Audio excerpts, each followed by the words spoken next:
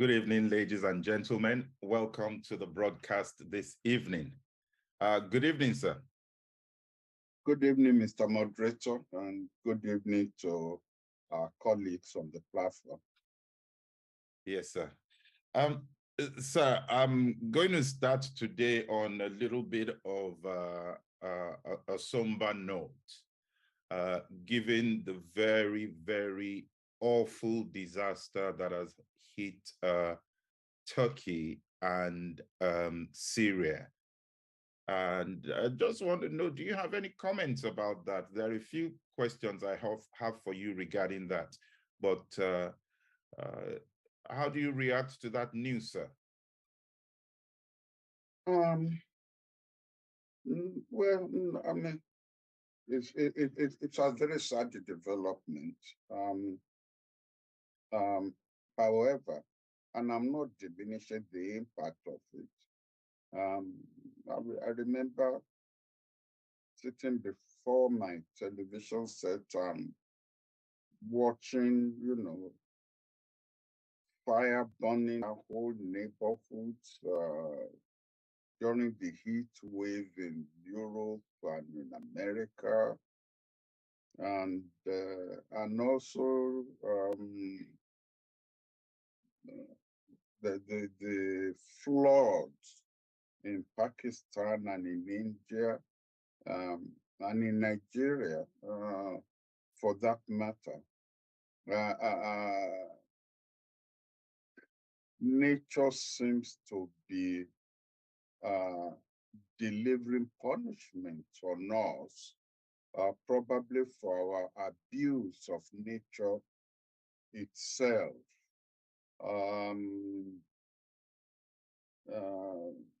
So it's all over the world that we are seeing this devastating evidence of devastating punchback. It's not even a pushback, punchback by nature. And I just hope that we will learn our lesson. If someone may say, well, how do you learn your lesson? In the case of earthquakes in Turkey and in Syria, well, those places, especially in Syria, have suffered bombing, heavy bombing during their civil war, for which how many countries that are now rushing aid into that area have clean hands. And I mean, when you heavily bomb an area, you disturb the balance of, especially when most of the world actually is sitting on, strictures, which still continue to rub against each other. And we don't really know the impact on the balance of earth structures and what the effect on that balance is of the heavy bombing that they go through.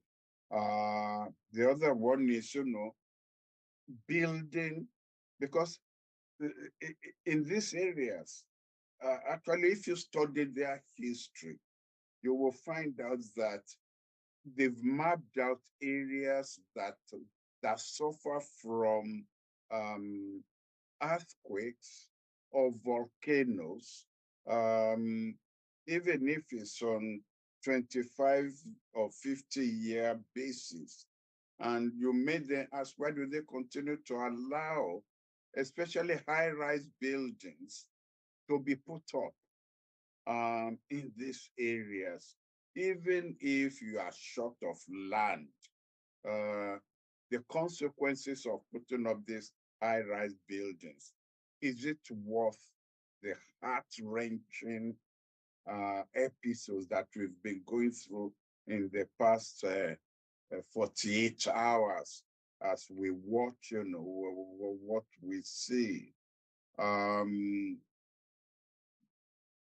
on the other hand, I hope that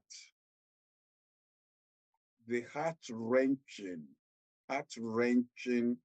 sense of children being pulled out of, uh, uh, uh, from, from underneath, cracked, collapsed buildings, whether alive or not, I still can't I mean, I still shudder when I recollect a baby alive that was born under that under the collapsed buildings with its umbilical cord still attached to his mother, but who was dead while the baby was still alive.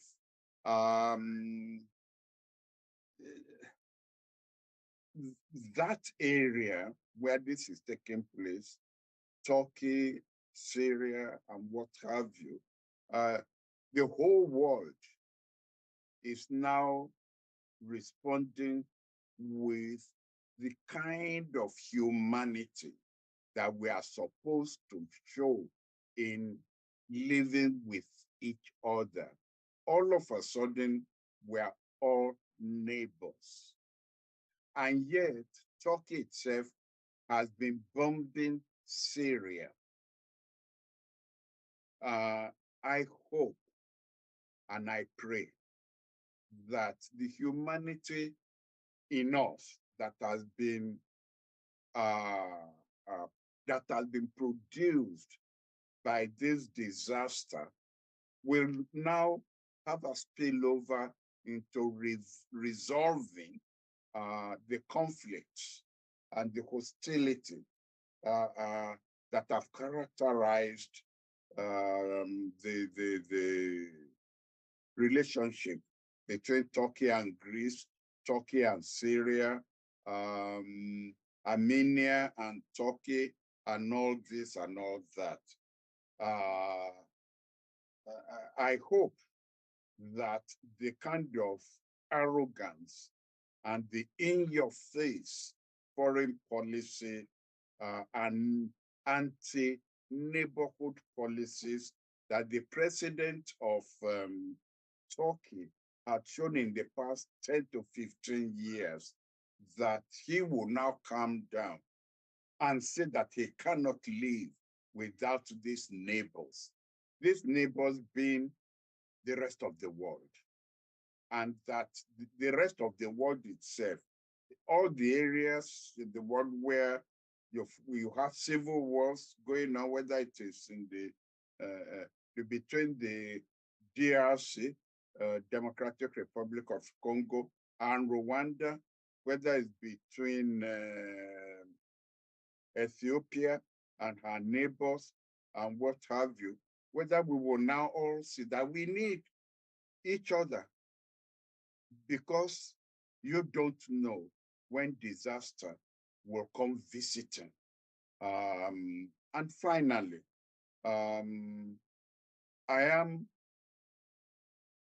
I am unhappy, depressed about the absence of Nigeria, the so-called giant of Africa, in the humanitarian response to what is going on. There are 4 or 5 actually African countries.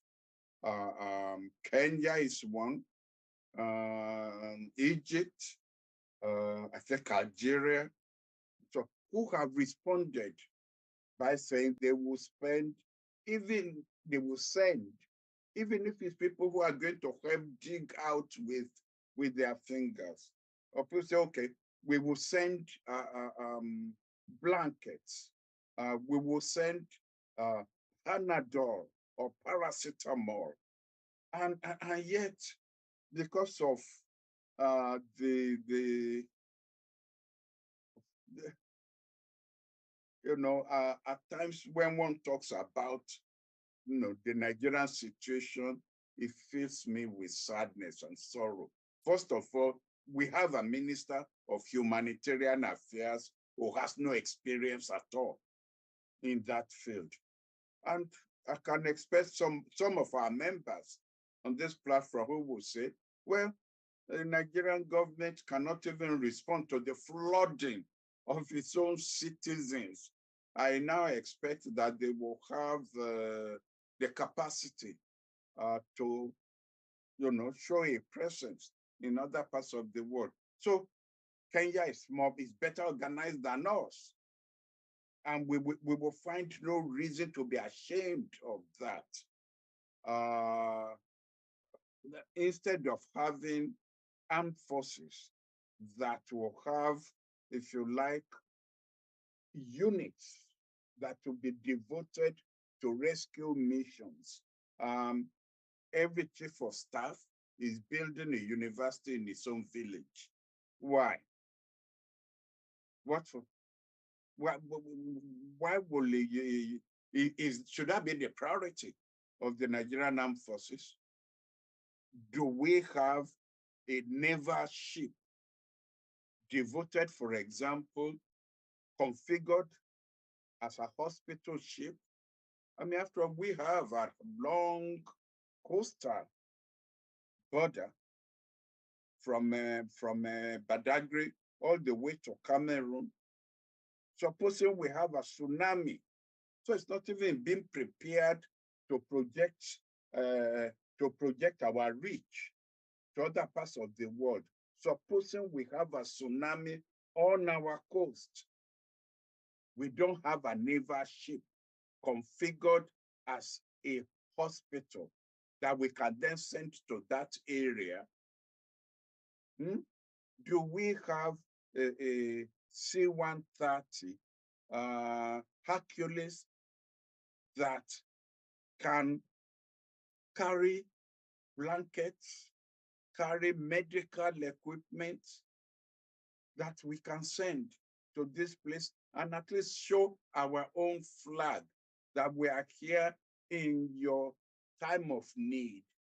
And when voting comes about at the United Nations, for one thing or the other, and you need the vote of Turkey, Turkey may say, we don't remember you coming to help us when the rest of the world showed up. Why should we vote for you?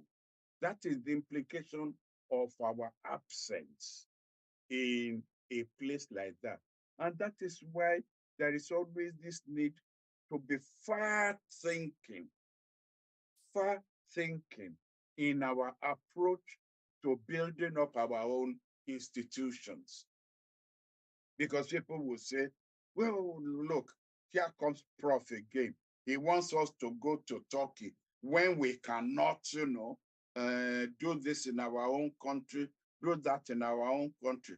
I think it was last week. I believe you raised this issue, or was it last week, or I don't know, about here is Pakistan that had total blackout. Its power grid collapsed. And yes, it is a nuclear power. But in Nigeria, we will say, we cannot supply power to ourselves. And Prof is talking about, we're always looking at negative reasons not to develop. The same people who will come up with that kind of an argument, offer them to create a state of their own that will involve, billions of naira to build a new capital, state capital, a new civil service, a new judicial service, a new this. The same people will accept that and clap and see that as development. But they will oppose that if you are going to use those same resources to project the power of their state. So really, I mean, it's unfortunate. I feel sad. My heart goes out to the victims in Turkey and in Syria. And I don't wish that on anybody. But again, I hope that this will resonate the need for preparedness, even in our own country, will be activated by what we have seen happening in Turkey and the response of the rest of the world. You build up reserves. You build up, whether it's reserves of blankets, reserves of medical syringes, reserves of whatever it is, not something you need right now. It is this our consumerism, our attitude in this country is what we can eat right now, not what we can put aside for rainy days. If we have been thinking of developing a strategy for rainy days from the time we became independent, we will not be where we are now. But we never think of tomorrow. It's always today, today, today. And that is our own strategy towards development. So regarding Nigeria's involvement, there is a Turkish official that's been quoted here saying that the disaster poses very serious difficulties for the elections scheduled for May this year. Could it be that the coming elections in Nigeria has diverted attention away from the kind of humanitarian services that you're talking about? That's not what the Turkish official meant. What the Turkish official meant was that the destruction of the facilities, offices, heating equipment, roads, supply of power, this, that, even the strain on personnel have been so taxing that these are the same people whom you will have needed to conduct and run an election. In the case of Nigeria, what I'm talking about is thinking ahead in the way and manner you run various institutions of government. Don't wait until you have a water disaster, flood disaster, before you think of building dams. We've been talking about building dams on River Benue, on River Niger, on the tributaries for almost 20 years. How long does it take to build a dam? How long does it take to build a dam?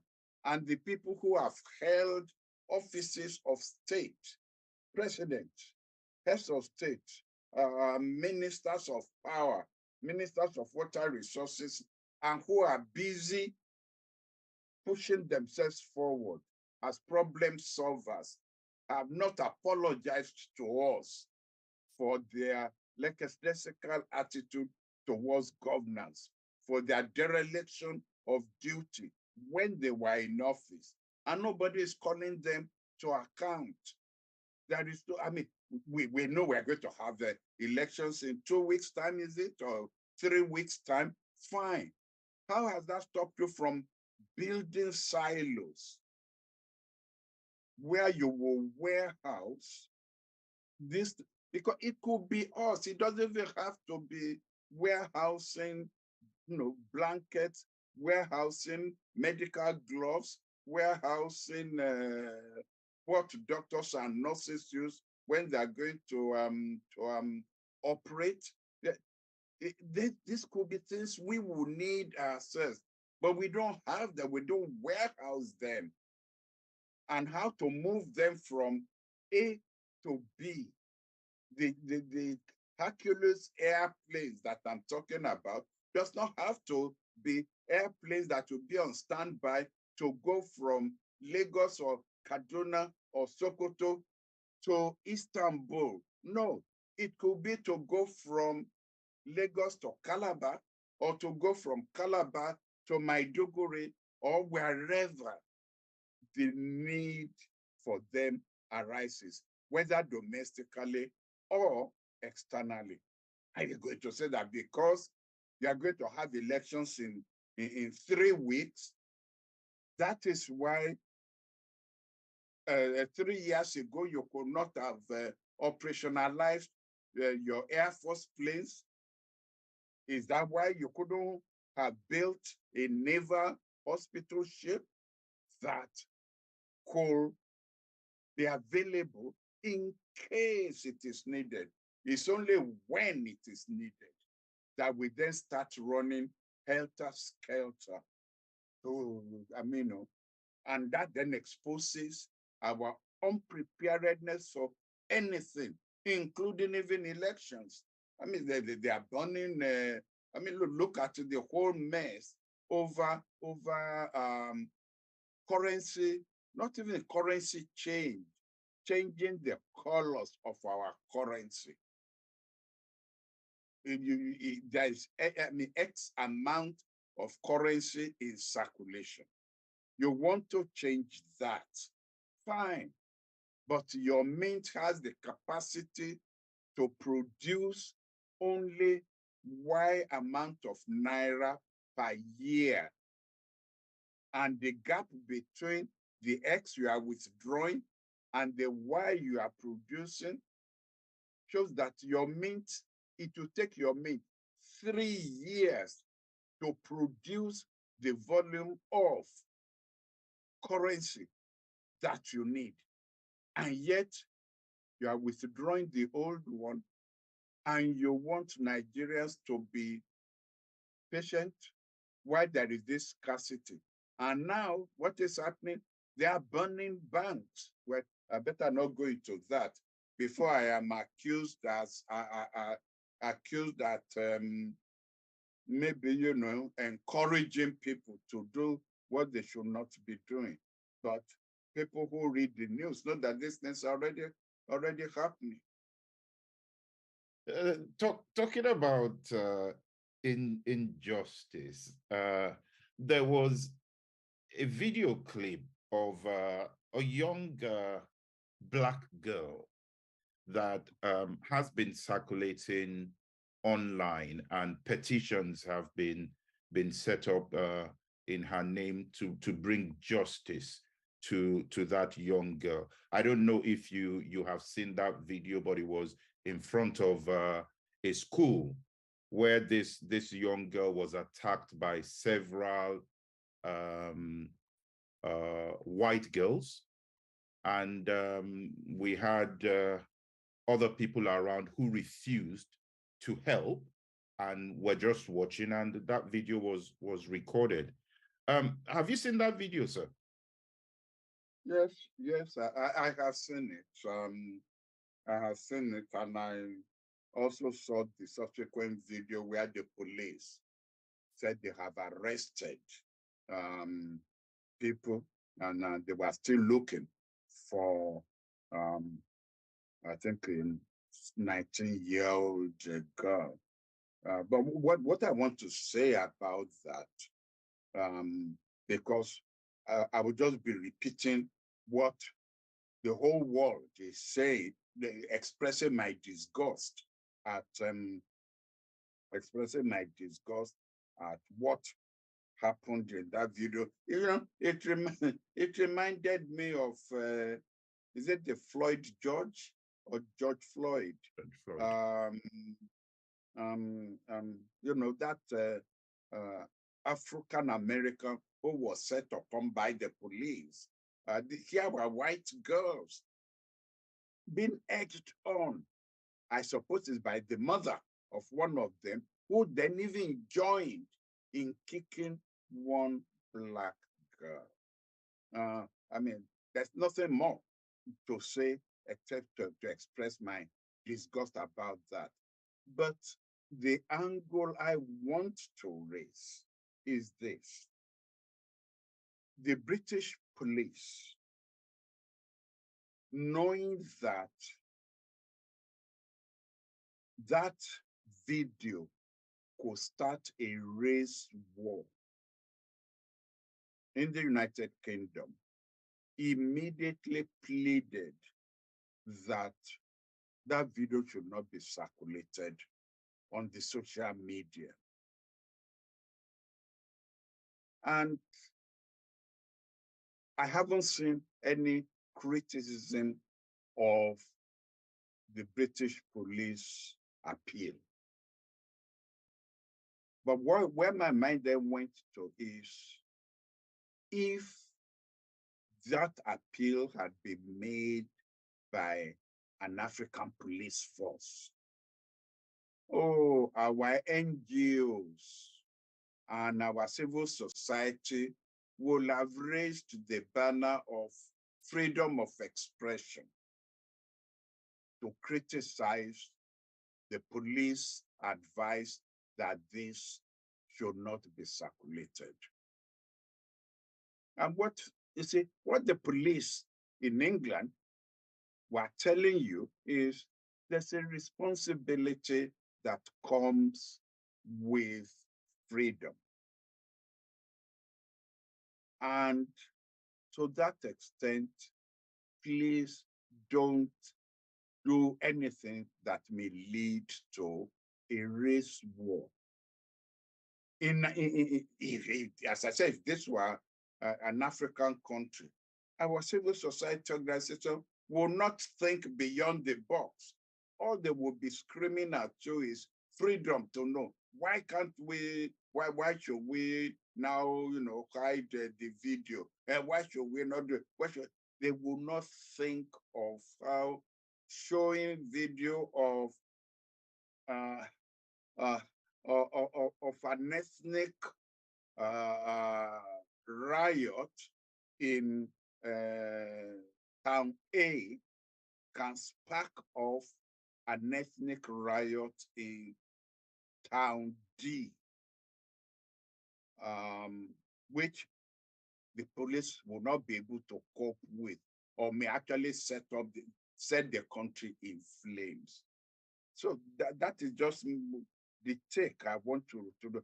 I know in the United States, because of their constitution, that nothing in this constitution must prohibit the exercise of the freedom of speech or freedom of this or of that. You cannot, even if you want to appeal that this video should not be shown, no, you are not allowed to do that under the American Constitution. And so what usually happens is, from the president all the way down to the mayor, they will spend 3 days appealing that there should be, or that the reaction to such a video should be with responsibility, but they will not be allowed to hide it. In Britain, where there is no such constitutional provision, the police, although they didn't try to suppress it, all they simply did was to appeal that it should not be circulated because of the consequences of circulating it. So that's just where I want to go. The point I want to emphasize, especially now we are moving 3 days, 3 weeks to our election in Nigeria. Because I've listened, I follow the commentaries and the things that are said when they bring, representatives of NGOs onto the television, representatives of civil society. It's always freedom, freedom, freedom. I never hear anything about responsibility and the need to accompany freedom with responsibility. And I'm starting to shudder where I'm sitting as to the kind of commentaries we are going to get when election results start being released in this country. Thank you, sir. That brings me to a piece of news that came out earlier on the 3rd of February, and this is regarding Uganda. And Uganda said they wouldn't be renewing the mandate of the UN Human Rights Office because Uganda had built their local capacity for rights compliance. Is that a good thing for Ugandans? And is it something that other African countries can pick or learn one or two things from? Yeah, you are right to actually hook up this topic with the praise in what I have been saying. We are going to have,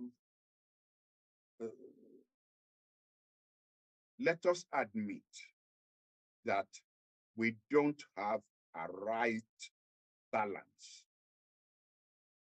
right now in the world between difficulties faced by government in trying to address issues domestically and the response of agencies of the international community who are supposed to monitor both the response of government and the response of government to what their citizens are doing. And let me illustrate it by one point. When in Canada, there was a blockade of the expressways between Canada and the United States by trucks because the truck drivers were protesting against being forced to take vaccinations, COVID-19 vaccinations. Now, let me rephrase that a bit. It's not that they were being forced to take those vaccinations. Canada was simply saying, if you are going to come into Canada, you must have those vaccinations. And the truck driver said, no, we are going to come into Canada and we are not going to take the vaccinations.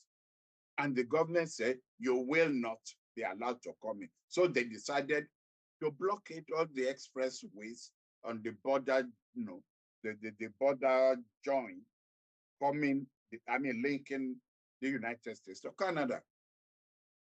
After a lot of warning,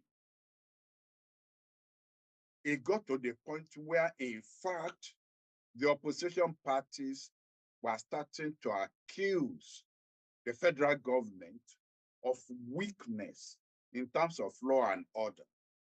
That the government then said, we are going to go in for massive arrest of those tanker drivers. And they did. And I mean, I was surprised that none of the international media criticized Canada. Whereas if this is a government in the global south, what CNN, what BBC, what Al Jazeera will be focusing on is heavy-handedness of the government in dealing with this protest movement. If a government says there is going to be a curfew and we want everybody to leave to clear the road, to clear the streets, nobody, no organization has the right, irrespective of the justification of your cause, to say we will not clear the road, we will not leave the streets. You don't have that right. And yet, when it is in the global south, you find the media actually encouraging and backing the people who are disobeying the law. So there's a lot of governments in the global south are fed up with the sanctimoniousness of these human rights agencies, usually headed by the United Nations human rights agencies, usually headed by people from the global north to report on the government activities in the global south. Not even to report, to be openly critical of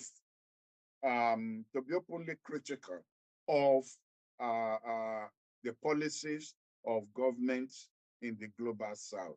And may I add, because it is also in the current, whatever it is, that agencies of the United Nations are usually rather mute.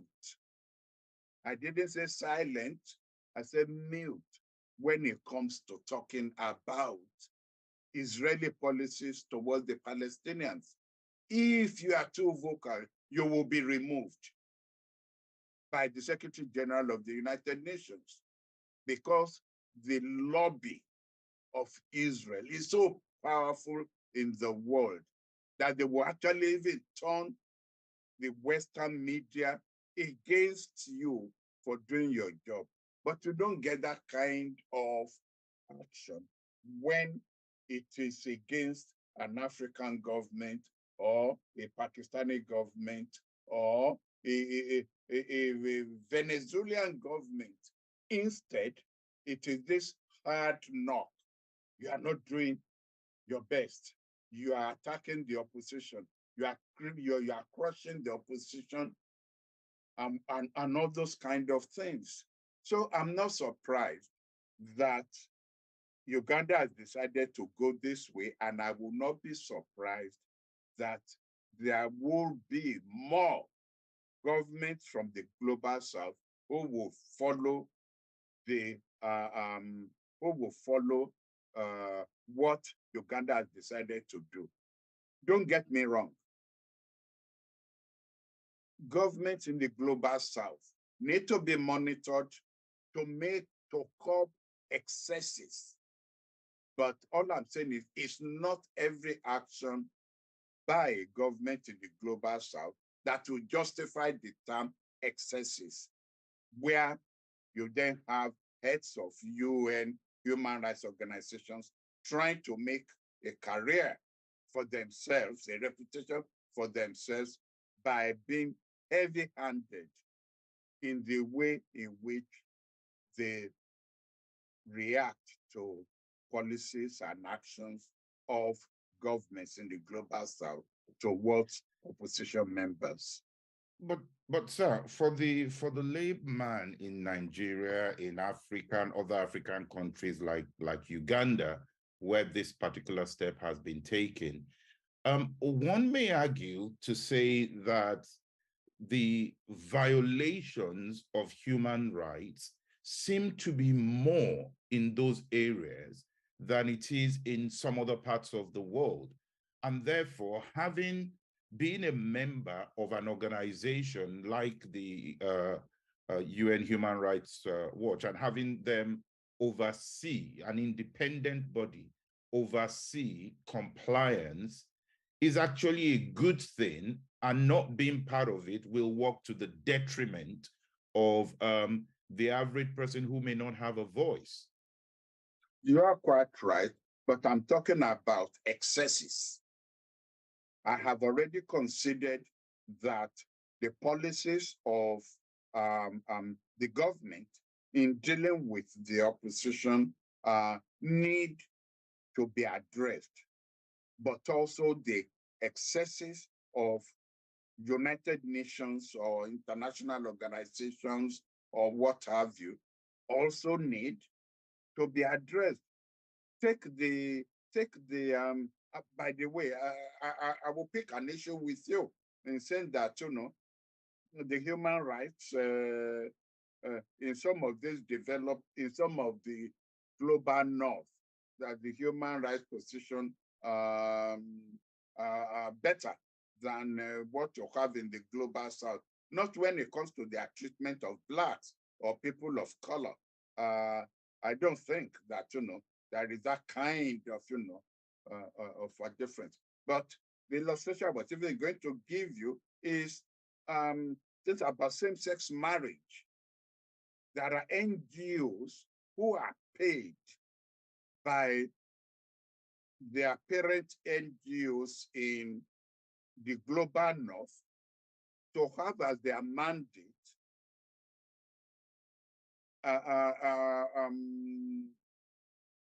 calling for or the protection of same-sex marriages. Now, for a lot of societies in the global south, this is anathema, but they will be prepared to turn the other face and look the other way as long as you don't have this thing in your face.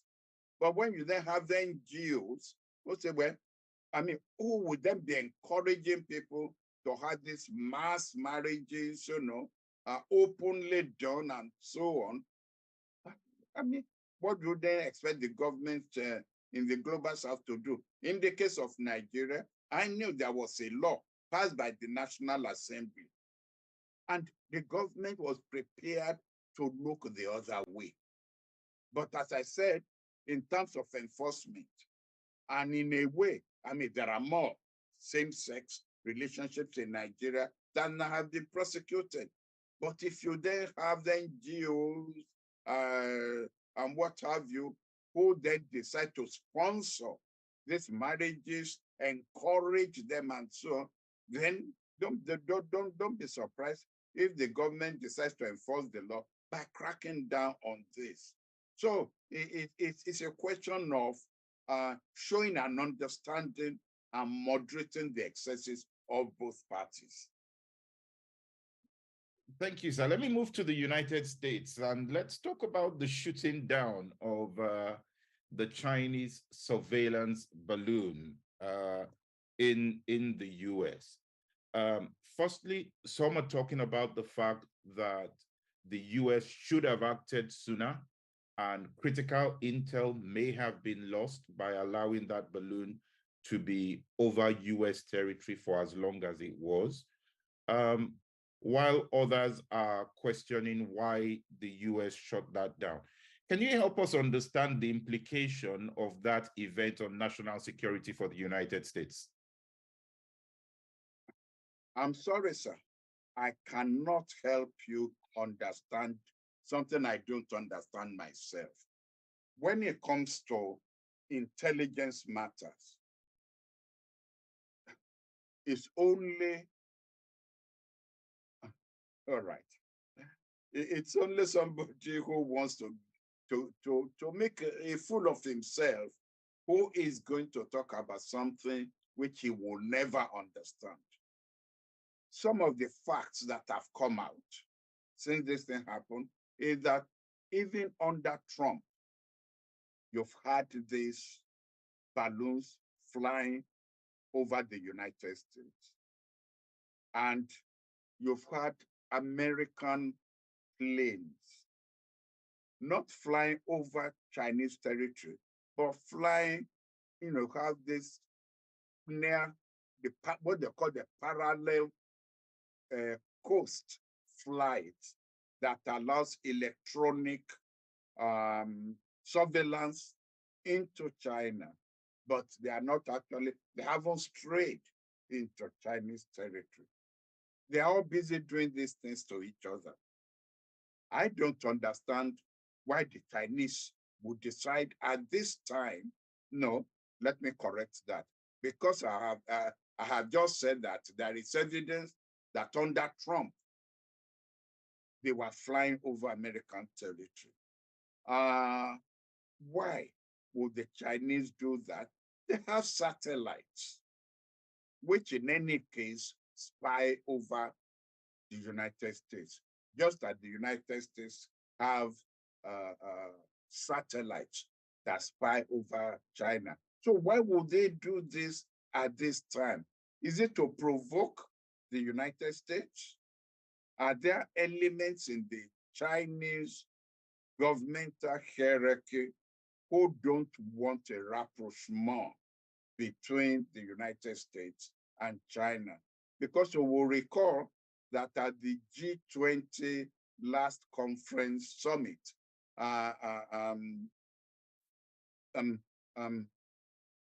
President Xi of China and President Biden actually met.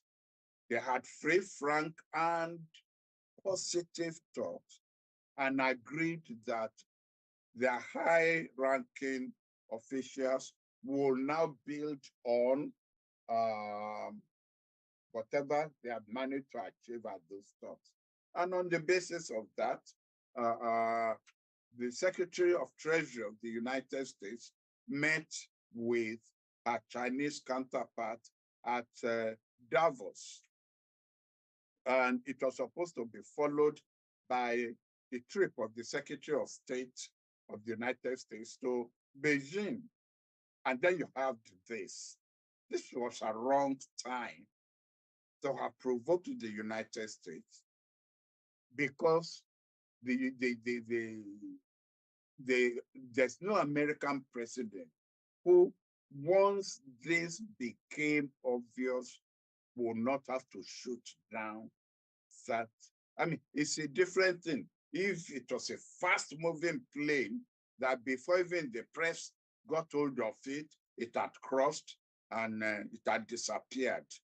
But this was a slow-moving balloon that the whole world was not focused on it, taking days before it was shut down.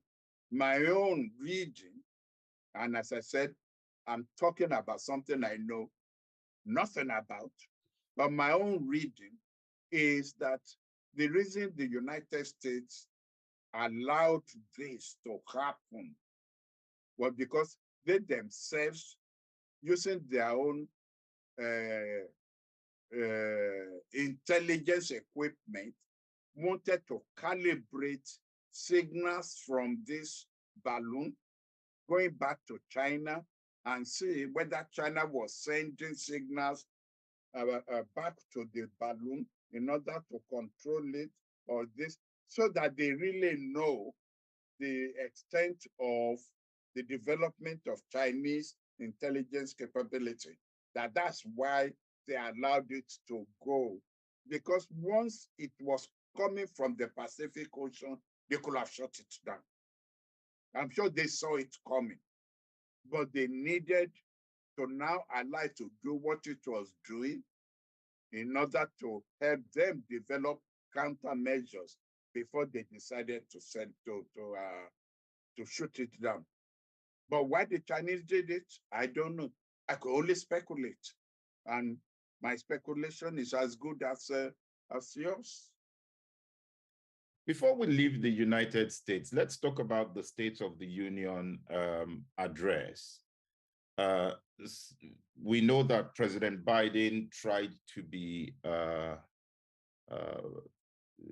go the middle, bipartisan, but what is your take on that address, and what takeaways would this have on US democracy when we look at what President Biden did at the occasion? Well, let me remind us that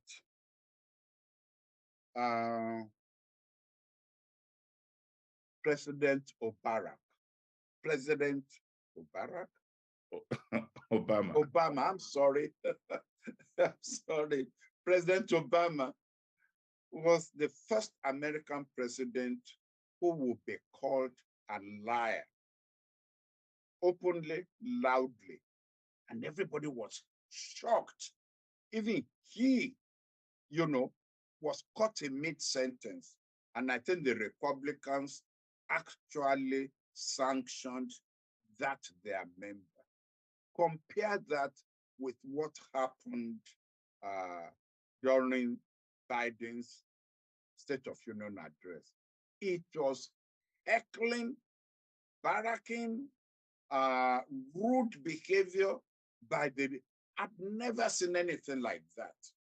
It diminished the status of the presidency. And the United States should not be surprised if they won't respect their president if other countries stop respecting and showing reverence for the status of that office. That's the first takeaway. The second one, however, was that it allowed Biden to show how astute he was. He was on top of the game. He let them do it, and he came back with control. He didn't allow them to throw him off balance. It was like, oh yeah, is that the game you want to play? Fine, let's all play it. And I think he won. I think the Republicans lost because he was able to, take that bit about the Republicans, want to cut the Obamacare and cut social security welfare for elders. And the Republicans started shouting, no, no, no, we don't. He said, well, in which case, all those who are in favor of, social welfare, let us stand up. And the Republicans had no choice but to join the Democrats in all standing up and now giving a stand-up provision for social welfare programs. He showed he was, if we are going to challenge his mental capacity, he showed he was up to the task. And I think we just witnessed the first act of the 2014 campaign. He showed he was up to it. He showed a lot of energy, a lot of usefulness to somebody who, they've been, even the members of his own party have been wondering whether this 70-something-year-old man could still run for a second term. Those are really my takeaways. He didn't give any, even if he's going to negotiate with the Republicans, and in somewhere along the line there was going to be compromises, that speech was a fighting speech. He didn't show that there was a man who was ready to be overrun by the Republicans. I think it was a good night for President Biden and a good night for the Democrats.